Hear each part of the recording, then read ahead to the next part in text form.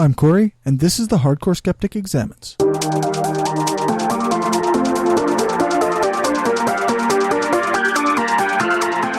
Hey folks, welcome to the Hardcore Skeptic Examines, the podcast where I take a deep look at topics by doing multiple interviews and a pile of research to learn as much as I can about the topic.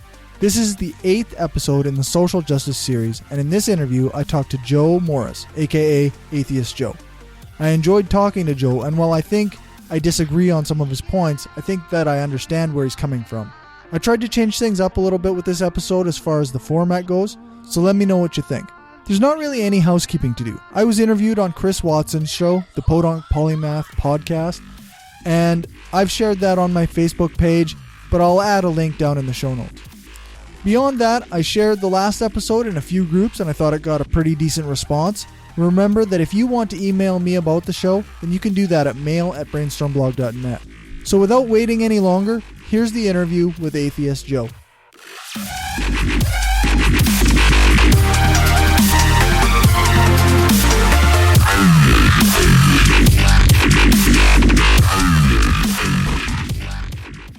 Why don't you introduce yourself and let listeners know who you are?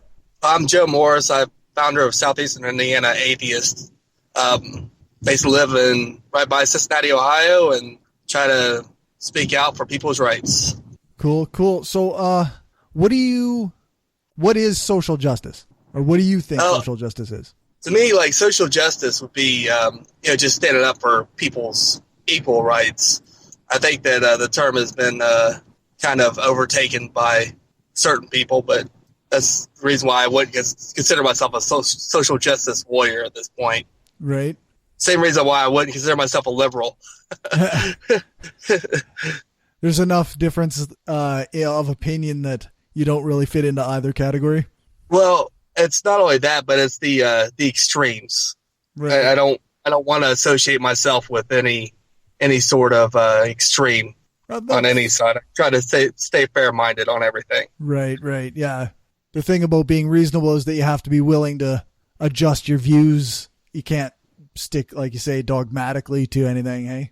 Yeah, and that's one thing I see, I think, with some of the social, I'll put parentheses around it, social justice warriors, is they end up getting the dogmatic views. And same way with politics, whether it's left or right. Here in the United States, I don't really know what you guys got there in Canada, but yeah, we got a left and a right, but we also have a center, and we have a center left, and all of our right wing stuff is still to the left of most of your guys' stuff. So I wish that some of our right stuff would go to the left, and some of our left stuff would go towards the right a little bit. That would be almost perfect, but you can't ask for everything, I guess. No, that's right, eh? So, how do you view groups like a Black Lives Matter or feminism or LGBT groups that fight for LGBTQ rights? How do they fall into social justice for you? I'll start off with Black Lives Matter. I think that you go to the website's fine. But what ends up happening is you get the people that have such a dogmatic approach to where all white people are racist, or only black people can't be racist, that's I can't throw my support behind something in that sense. Same way with the feminist movement. Some of their statistics on what they earn compared to men, some of that stuff's been pretty much debunked, and it still seems to be brought up. And once again, you end up with these women that think that all men are just slime balls, and obviously that's not correct. And I think that you end up with these people that go way over the line of where you should be on these issues. Instead of looking for equality, they're looking for special privileges. Point of contention 1. Right there, Joe just said something that I kind of disagree with. So here's my objection, and then I'll read his response. So I want to push back a little bit on this one and say, what special privileges do you think that people are looking for? What do you define as too far? This is Joe's response. Equality is a tricky thing. Women say they don't have equality, but they do get special privileges in many cases, i.e. child rearing, spousal abuse, etc. In most states, it's impossible for men to get full custody of their kids without proving beyond a shadow of a doubt that the mom is unfit. Spousal abuse is mostly associated with men. If men do get abused, they are looked down upon or not believed. I don't know how you tackle true equality, or even if you can. I also don't believe that minorities should be subject to reparations for things our ancestors did. That opens up a Pandora's box. Where do we draw the line? I'm sure this comes as no surprise, but I kind of disagree with what Joe is getting at here. I don't see these as special privileges that women get. I see these as a result of traditional gender roles which are problematic for everyone.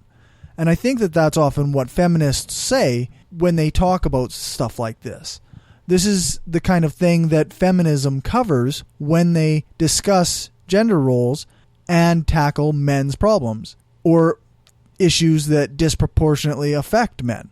Men being looked down upon when they're abused is a result of that traditional gender bias, that idea that men who are abused by their spouse would be considered weak. And that has a lot to do with things like toxic masculinity and again, like these roles, these ideas of what it is to be a man that are problematic. I don't think that I disagree with his assessment of where reparations being opening up of a Pandora's box. Like when it comes to black people and slavery, this was not that long ago. These are not our ancestors, or these are not American ancestors. These are 150 years ago. These are your grandparents' parents. You know, like these things are not ancient history. Similarly, with Canadians, we have issues where with First Nations and Aboriginal people, we came in and took over and shuffled Indigenous people into reservations, and we took kids away from parents and we put them into residential schools. And these are things that happened recently and caused real trauma and are still, the effects are still being felt because it really was not as long ago as people imagine it was. So again, I see where he's coming from. I understand what Joe's saying, but I disagree. I hope that I've been fair. Back to the interview. LGBT, I haven't really seen that out of that group all that much. I'm still learning about transgenders. I'm completely. Right. I don't really have an opinion on the transgender movement because I don't have enough information on it. I think that enough. Once I try to stay pretty neutral until I figure out one way or the other they're being ridiculous about their beliefs. Right. So I guess in that vein, do you think that there is kind of a monolithic, all-encompassing social justice movement, or is it just a bunch of different movements that get thrown into this wastebasket of a term? I think that it's a bunch of different movements that get thrown into this wastebasket. I think that you definitely got some people out there that fight for equality all the way around. But I don't think that see that from the feminist group. You don't see it from Black Lives Matter. They're looking for their own interests, for their own personal groups. So, point of contention 2. So I know that we did this interview in March, and I wonder if you still feel the same way now as you did then. Do you think that feminist groups are just looking out for women's interests, or if they're looking for equality? Or do you think that Black Lives Matter is only looking out for black people? Or do you feel like that's something that's warranted in the state of, in the way that the state of the world right now? Do you think that these groups are justified in focusing their attention? And if you think that they are looking for something only in their own self-interest and that's not justified, I wonder if you could elaborate on that a little bit for us. Joe's response was, for feminists, while I agree that there are feminists that fight for equality all the way around, the voices that are mostly portrayed to us are those that are looking for special treatment. And for Black Lives Matter, He says, this group is doing better, less violent acts, and the organization of the movement is getting better. We certainly have a long way to go for total equality, but I still believe poverty is the number one problem and race falls to number two. So it sounds like his view, as in he expressed it in the interview, is essentially the same. I think that it's fair to say that I disagree to an extent with his points. I myself think that Black Lives Matter and feminists are not looking for special privileges, but are at present left behind in a lot of ways by the system, and that these movements, Black Lives Matter, feminism, are a push towards better equality. But I understand what Joe is saying. I just disagree. And now back to the interview. Do you think that benefits them, or do you think that it hurts them? I think Black Lives Matter has hurt the movement quite a bit. I think the feminist movement initially, I mean, you go back to the 1920s or whatever, of course, that helped quite a bit.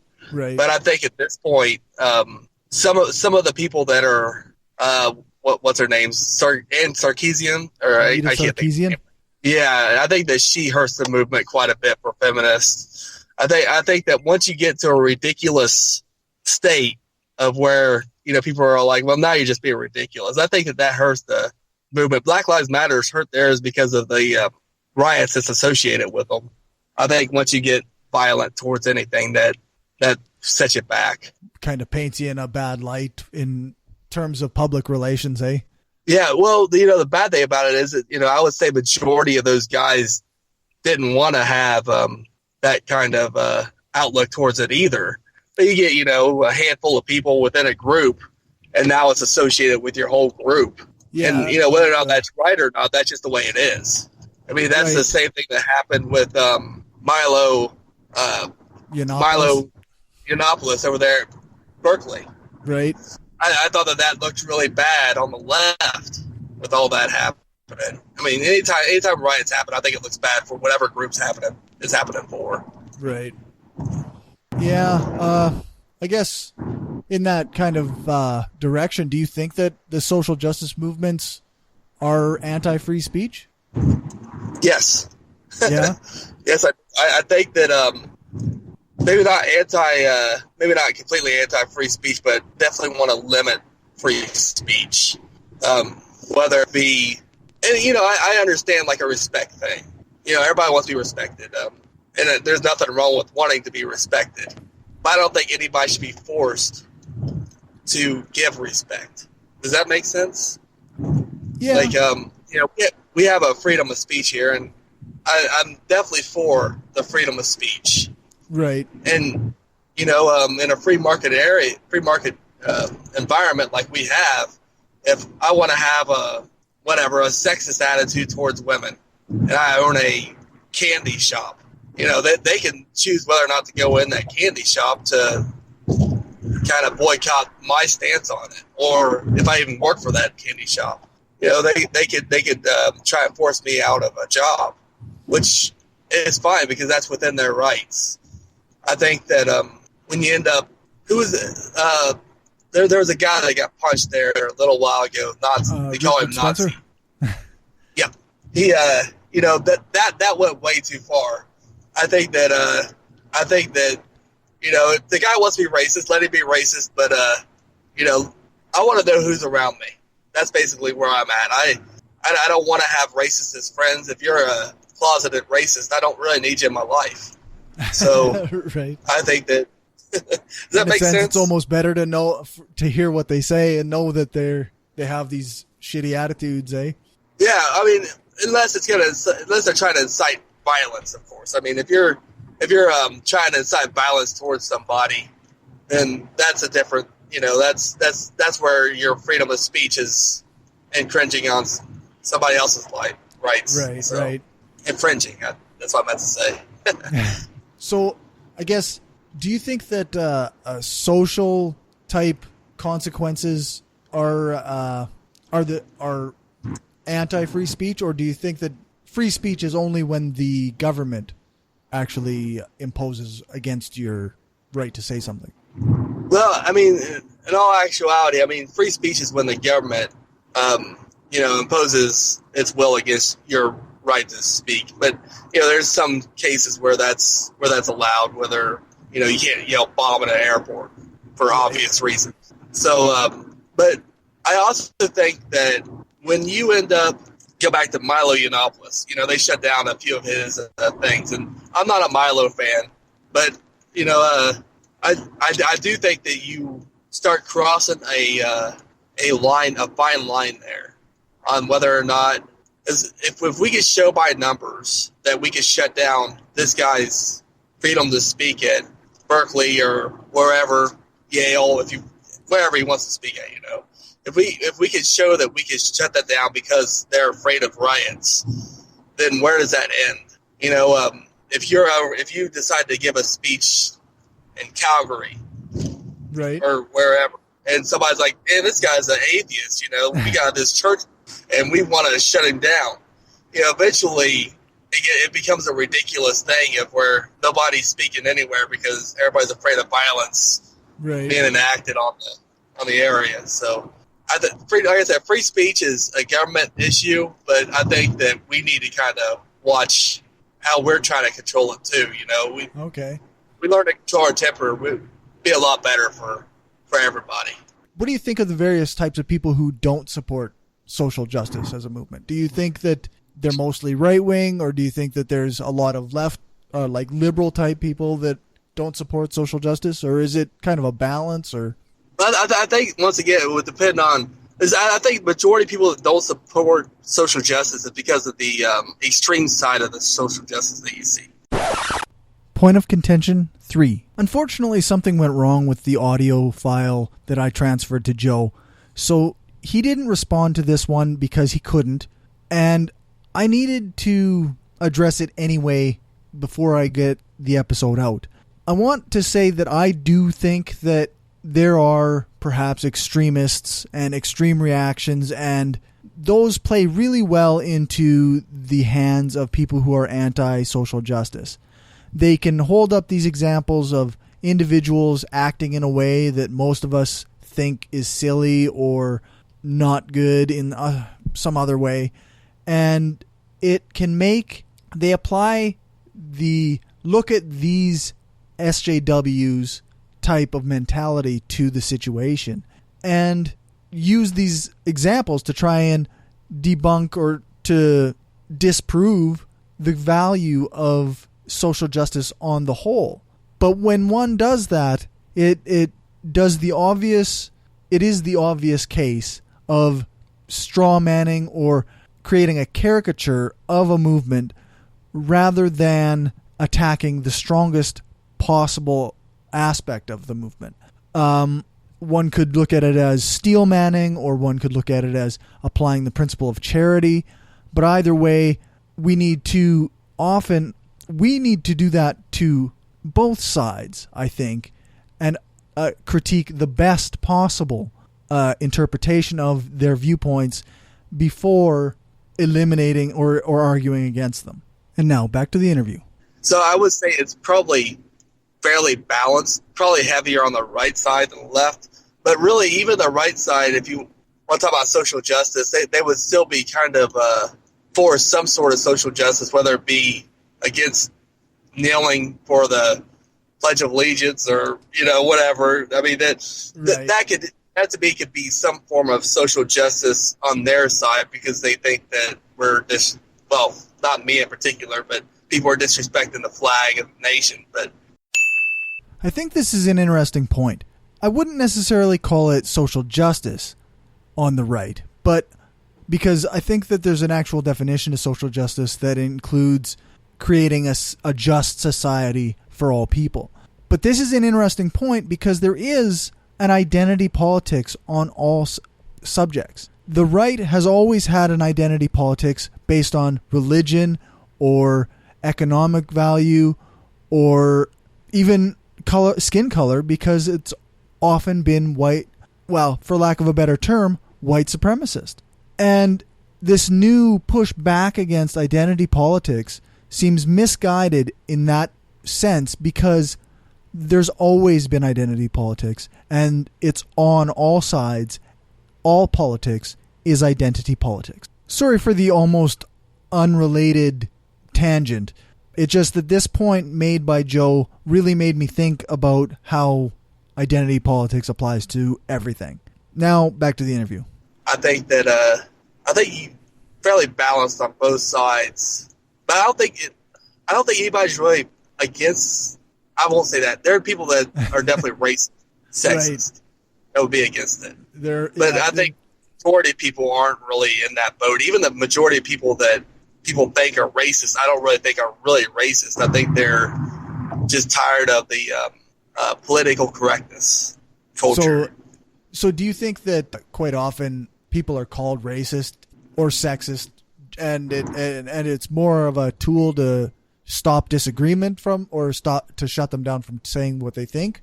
Or do you that when sometimes it's warranted when people are called out on whatever they happen to say? That I would say majority of the time, I think it's unwarranted. I think it's I've seen whether I'm watching Amazing Atheist do his thing or whatever, but people calling him out for being sexist, and I honestly don't think he's a sexist guy. I think that he's just the way he is.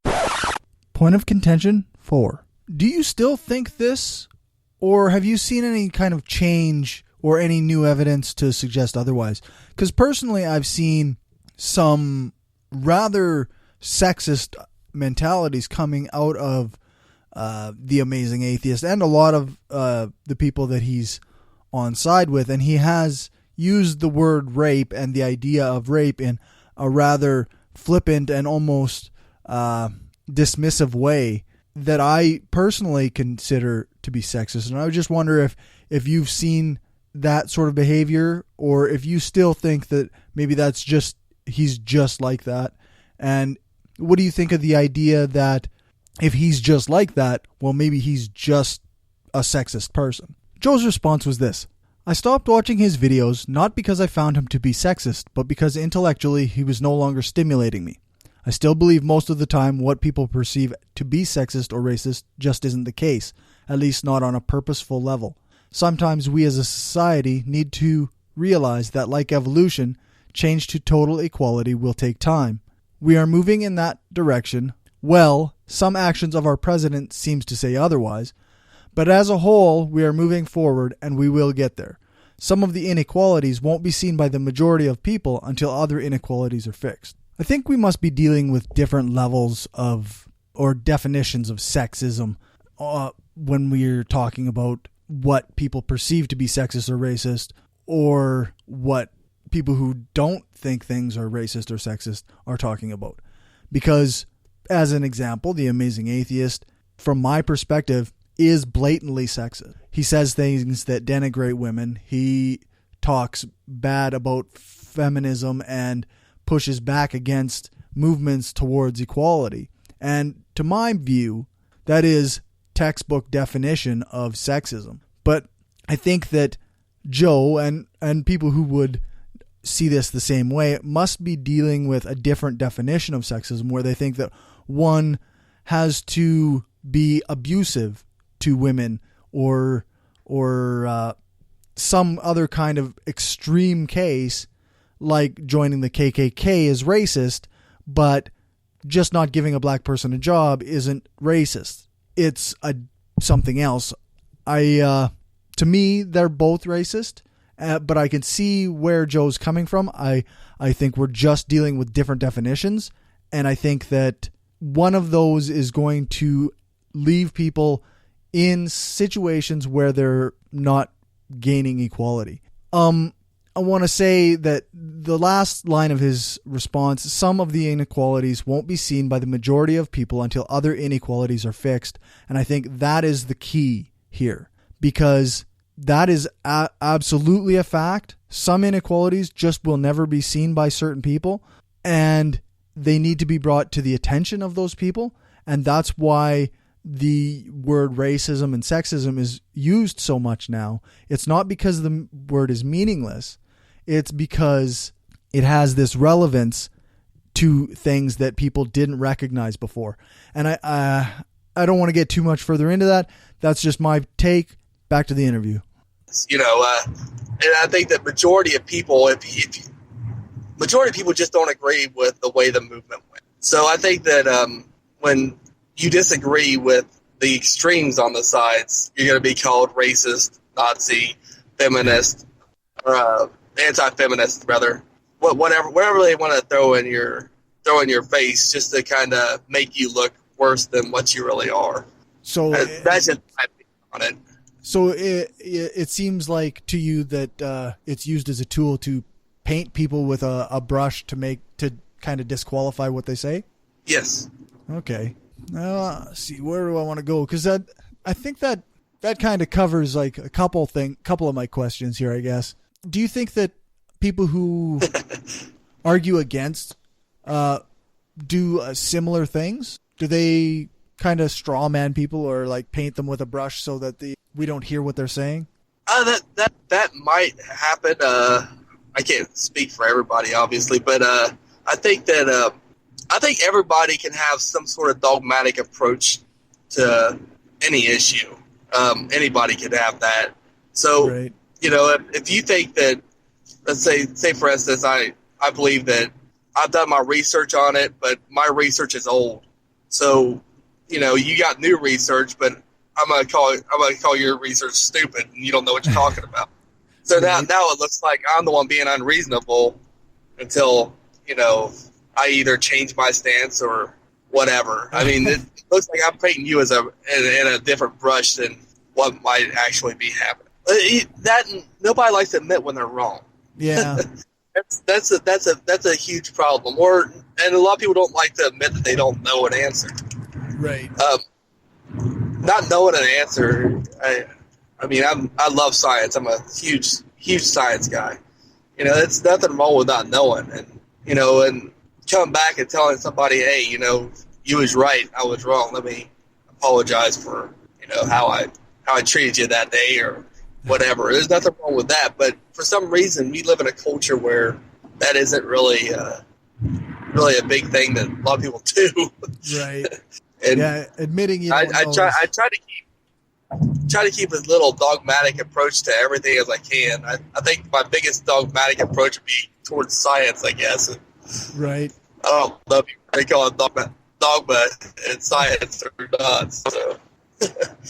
I know that some religious people often seem to think that there is a dogma to science, but I think they are a little misguided. Evolution. Yeah. Yeah, that's right. So, I guess, do you think that quite often we see people pointing out like the racist tendency in a particular black person or a sexist tendency by a woman or whatever?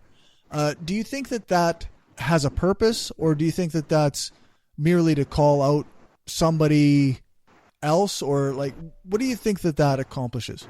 If somebody calls a black guy racist, is that like what that accomplishes, or woman sexist? Is that basically what you're asking? Yeah. Okay.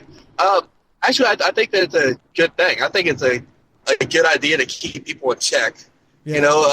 I hate the fact that people say that black people can't be racist. I completely disagree with that. I've seen it. Right. I've seen racist black people. I've seen sexist women. So my great aunt is sexist. She has no qualms about being sexist. So I think that there is certainly a good. I think it's a good thing to keep people in check. I got friends on my page that I definitely don't agree with on most issues. Right. But I keep them there because it keeps me in check. If I'm wrong on something, they call me out on it. Right. So I think there's nothing wrong with calling people out on their flaws. It doesn't matter what race you are or what sex you are. Point of contention 5. I tend to agree with you that it's good to keep people in check, but I wonder if sometimes when we do that, we have to also take into account the societal power structure that exists. Like, do we hold an individual black person to the same degree of scrutiny regarding his views on white people as we do to a white person in regards to his views on black people? Because it seems to me that with the difference in power structures, like with the and I don't mean to say that every individual human being that is white has power, but I do think that in general, people like white people have more power over black people. So to what degree does that play into the calling out of prejudice, or calling it racism? Like, what do you think of the idea that calling it prejudice has an impact as that's slightly different than calling it racist? So Joe's response to this was that we should hold everyone accountable for racism, but not to the extent that we hold our governments. So I think that for the most part, he agrees with my points. It may not be clear, but I think I explained it well in my initial point of concern or point of contention, that the power structures that are at play impact the level to which one can be racist or sexist, and the impact that those things have. And now back to the interview. Or even the one person, I guess just recently somebody was given no sex by court. It was just yesterday or day before the judge ruled that it was sex, neither male nor female. So I looked this up, and this is a story from Oregon? Yeah. Multnomah, Oregon. And a judge ruled that an individual known as Patch is granted the legal request to become genderless or agender. The 27-year-old video game designer was granted a general judgment of name and sex change by the court. It allowed Patch to change names and become mononymous, mononymous,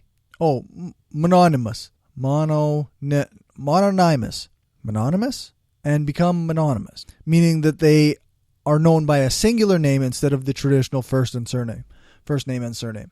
So this is actually a really interesting story about a person who apparently is the first person to have a court ruling in favor of being agender or non-binary.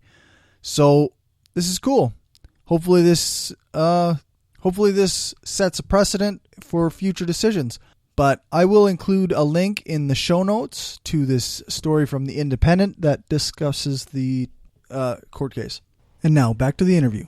I don't really know what to call that, but even that person needs to be kept in check if he's wrong, or she. Right. Whatever you want to call it. Yeah. So do you think that the left is keeping people separated by race or gender or sexual preference? Or do you think that, do you think that it's the left that's doing that in order to perpetuate this kind of social justice narrative? I think it's good to call out injustices when there's obvious injustices. When we had all the police murdering the African American populace without any cause. But I'm also a person that says, "Hey, wait for the evidence to show up, then I'll make a decision whether or not I think it was a just shooting or not just shooting." Right. So, but I think that the left does somewhat pull us apart a little bit in that aspect. But I also think that they don't do it knowingly in a bad way, if that makes any sense. I think that they're trying. I think that they have their intentions are good, but it almost goes too far. I think that the fact isn't. Yeah, the fact is lost, especially when you continue to divide us into certain groups instead of uniting us into one great group. So do you kind of buy into Sam Harris's idea of identity politics as the fault of the left, or the issue, a major problem with the left? I think that the biggest problem with the left is the same biggest problem with the right. We're too much in bed with the business interest of others. I'll be honest with you. I think that's the biggest downfall of all of it. Well, that's fair. That's a pretty neutral response, I think. Well, I think that, but I do agree that it is an issue that I think that we need to learn how to unite us instead of dividing us at all times, and that's been a problem that I've seen, especially throughout this last election. It was, between Hillary and Donald Trump. I think that was a huge issue. Right. And then after Trump was elected, it's just a huge divide down here. I feel sad for my nation. I'll put it that way. Yeah. So do you think that quite often groups get punished based on their race or gender or other characteristics because of social justice? No, I don't think so. I think that the if the groups can be punished themselves. When I talk about groups, I'm talking about like Black Lives Matter or feminist groups because of their extremists on their side, not necessarily because they're black or Mexican or Chinese. Do you think that sometimes this movement towards social equality, that whites or men perhaps get a bit of unjust treatment? I've been thinking about the whole men issue here recently, and I don't know. I don't know. I kind of pulled in the middle on this stuff because I could see, like, let's take the abortion issue, which I am pro-choice, but right.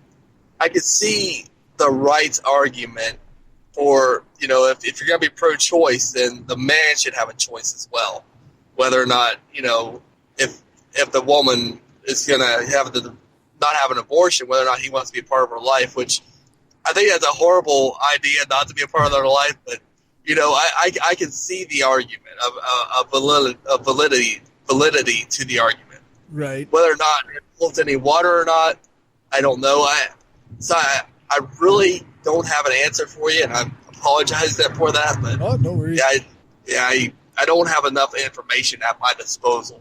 No, that's fair enough. My goal in this is not to have any gotcha questions. My whole thing is I'm trying to be as generous to everybody's perspective as I possibly can be. So if you don't have enough information to make a call in your opinion, then that's totally fair. Oh, well, yeah. I mean, even if you had gotcha questions for me, I really wouldn't care. If I didn't know, I was going to say I didn't know. Right. Yeah. No, that's good. It's a good answer, I think. If you don't know something, then it's fair to say. Yeah, I mean, like I said, I would much rather say I don't know than look like a jackass. Yeah, that's fair. So we've already kind of talked about the extremists in Black Lives Matter, or like kind of some of the effects of that.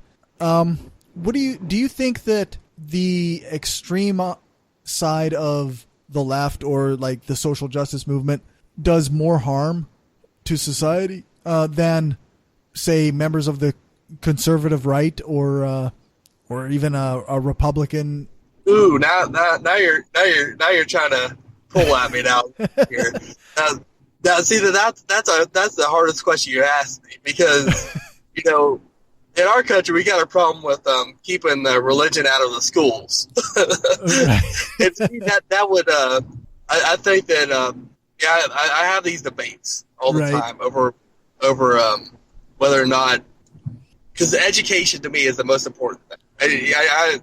Everything else will fall in line if we have a well-educated society. Right. That knows how to question, critically think. So I think that the right can actually do more harm than the extremists on the social justice side.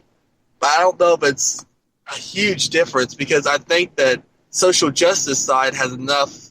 They're loud enough to where they can also hurt the education of this country if they're throwing out false information. So I guess I'm just going to wind it up here.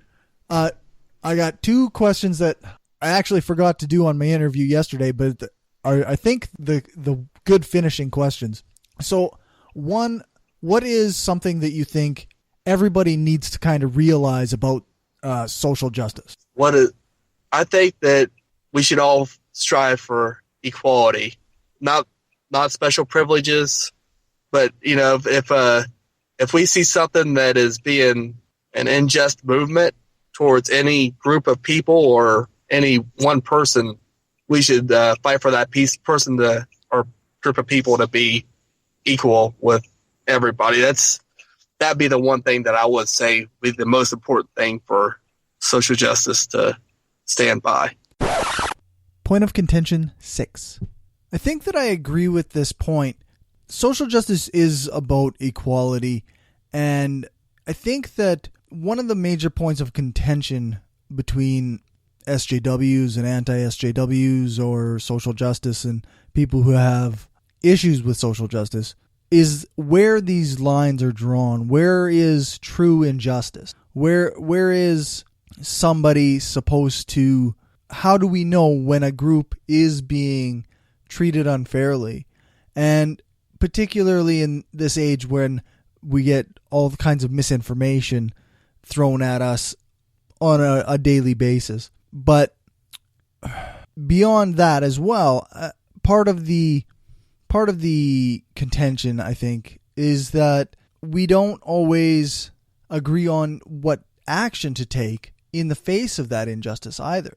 And I think that that's a tough call as well. I'd like to hear your thoughts on that as well. Here's Joe's response. This is a hard one, but we really need to think about the actions that we take and look at all adverse effects versus positive effects for all parties involved. Legalizing gay marriage, for instance, has very little negative effect, but a lot of positive. Some things aren't so easy, so we really need to put a lot of thought into the moves we make to ensure they are for equality and not special privilege.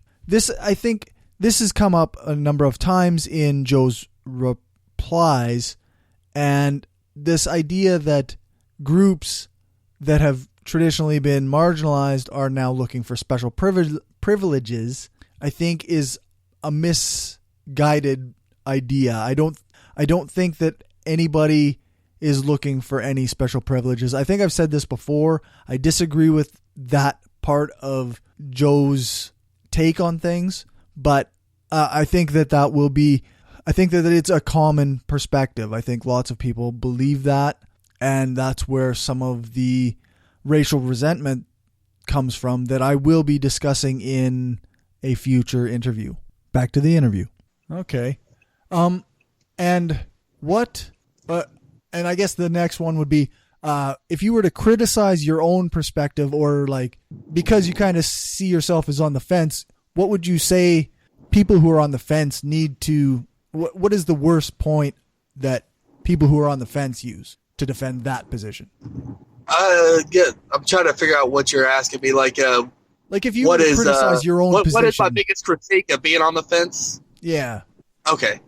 I would say that, for me personally, I can't answer for everybody, but for me personally, it would just be having more time for information on the subject matter at hand. I think a lot of it has to do with emotions over information. People get really emotional, especially when you're talking about personhood and rights.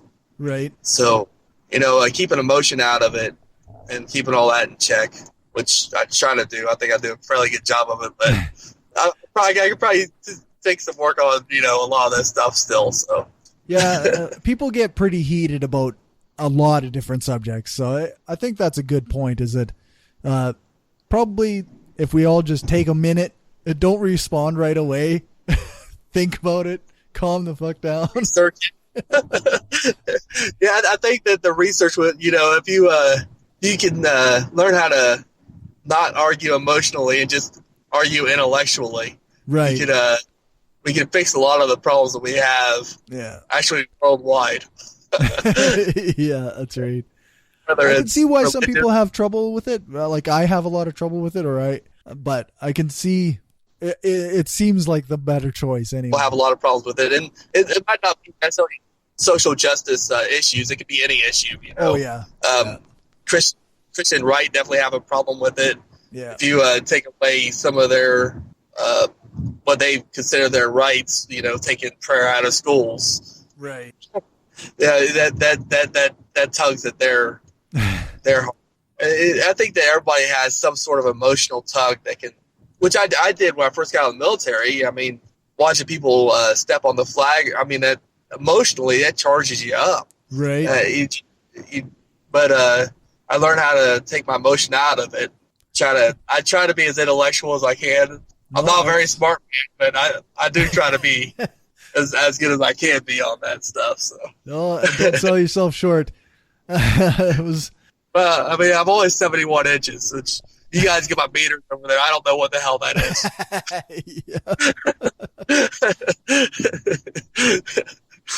But yeah, I mean, I would say our Second Amendment would be a big one that the right definitely has a lot of emotion towards. Right, yeah. And I do too. I definitely have my stance on the Second Amendment. And I know you guys, I think you guys are pretty much gun-free, aren't you? Well, not a lot of guns. I mean, we have a lot of hunting rifles. There's a lot of hunters out here, but we really don't have much the same issue where everybody's carrying a handgun. Some people are carrying big rifles down the street. we have some pretty strict laws about where you can carry your guns. I bet you when you guys see that stuff on TV, you're like, what the hell? Yeah, well, it really does. Like it really does make me wonder what the hell's going on. Like I don't understand even the mentality. Like it just, yeah. And like I said, I mean that to me, like that all falls under some sort of social justice warrior stuff for me. That's the reason why it all ends up being some sort of conglomerate of just let's see how stupid I can be. Right. What do you mean I can't carry a gun at my kid's recital? Oh, whatever, eh? Just don't get it. Yeah. But yeah, that's all part of it for me. I imagine to some people. I think that emotion is big, though. I imagine to some people the listening to a Canadian talk about gun control sounds like some raving leftist lunatic, because the whole idea of guns on every street corner and in every pocket just is alien to us. So. Well, I'll tell you what I think that we should do here. I think that actually that we got enough regulations here. I think that if they enforce the regulations we have, that would help. But I think that the next step we need to do is force education, gun education. Yeah. If you're going to own a gun, you go through a yearly educational course on it. Your whole family does it. That way your kids all know how to handle them safely. If they ever have to pick it up, or they ever see it lying around, know what to do and what not to do, how to check, make sure it's loaded or not loaded, whatever. I mean, just some sort of a strict education policy on these guns would actually go a long way on how to safely handle a gun. That just seems like it's a left idea to people. Yeah, it's funny because even like something like that where you're just saying like people should know how to use these guns compared to some of the arguments on the other side, that seems like a really far left idea, right? Oh yeah, like like some obvious stuff like don't point it at your friend if you don't plan on shooting. Exactly. Yeah. A gun is not a toy. That's not something you just point at other people. That's some common sense. So if people just use common sense on all issues, it would go a long way in helping the society. Right. Well, thanks a lot for talking with me, man. I enjoyed it. Do you have anything you want to like plug? Not really. I mean, I got my own YouTube channel, but really not that good at it yet. I'm still learning, and I'm doing a whole lot on there. But it's Atheist Joe. Okay, is my channel. So, fair enough. Yeah, I do. I had a good time talking to you. I never knew Canadians could be funny. Yeah, well, I'm far from the funniest one. So. All right on, man. Thanks for talking to me. If you're, unlike South Park, your head don't just flap up and down. No, that's right. It doesn't flip all the way backwards. I'm kind of disappointed. Yeah. Well, I can only do so much.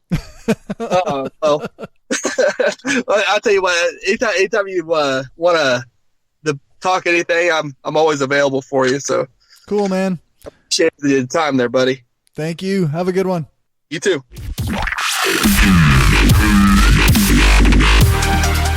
I'm going to call this one finished. If you want to hear more from Joe, then you can check out his YouTube channel.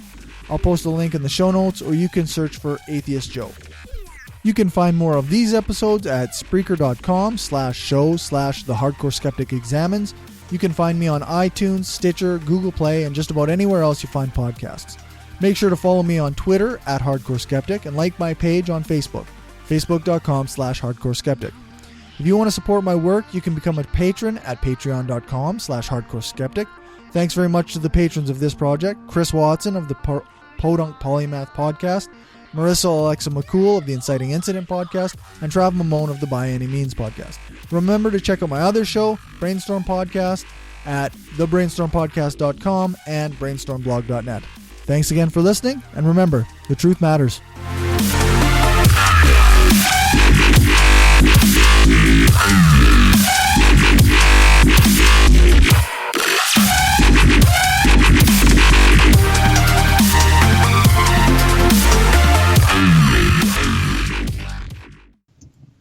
So I don't know if you know quite what I'm doing with this project, but it's kind of turning into a pretty major project for me. I've been trying to get this. It's kind of supposed to be the first episode of my new podcast, but which is like deep dives on different topics. But because it's social justice, there's been so much to cover that it's going to be even bigger than most of the episodes are going to end up being. So, yeah, I ended up following your podcast there earlier today. See what it was all about.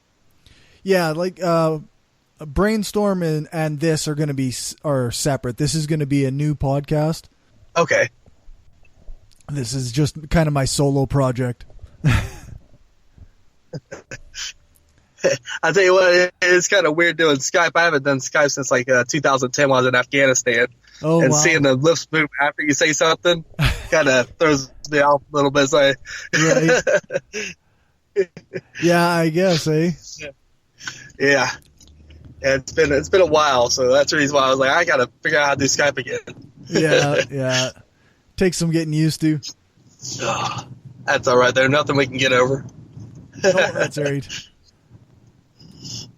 So, have you had much luck with good interviews or no?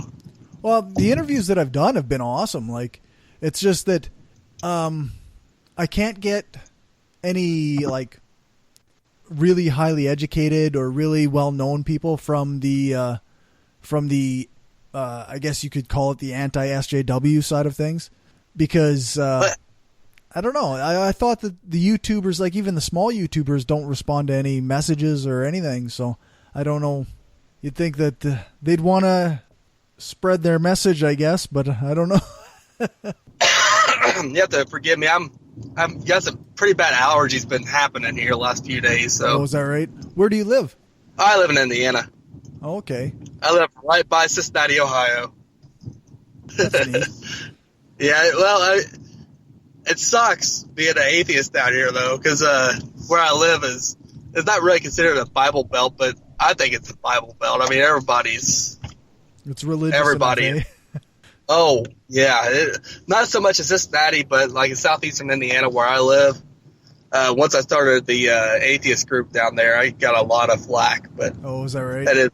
are you Canadian? Yeah. Okay. Does it sound like it? Well, you keep on saying A, so I wasn't sure if you said that on purpose or. Yeah. Apparently, I'm the only Canadian in podcasting that actually says A. Yeah, well, I was like, man, I don't know if this guy's trolling me or what. No. Yeah, this is genuinely, good old Saskatchewan Canadian. All right. I figured I just asked there real quick. I don't have nothing against Canadians, but I just, except for, what South Park pulled up. Yeah. We just, on Brainstorm, we just spent an episode kind of criticizing Trudeau. And we had one of the members of the other crew that was teaming up with us.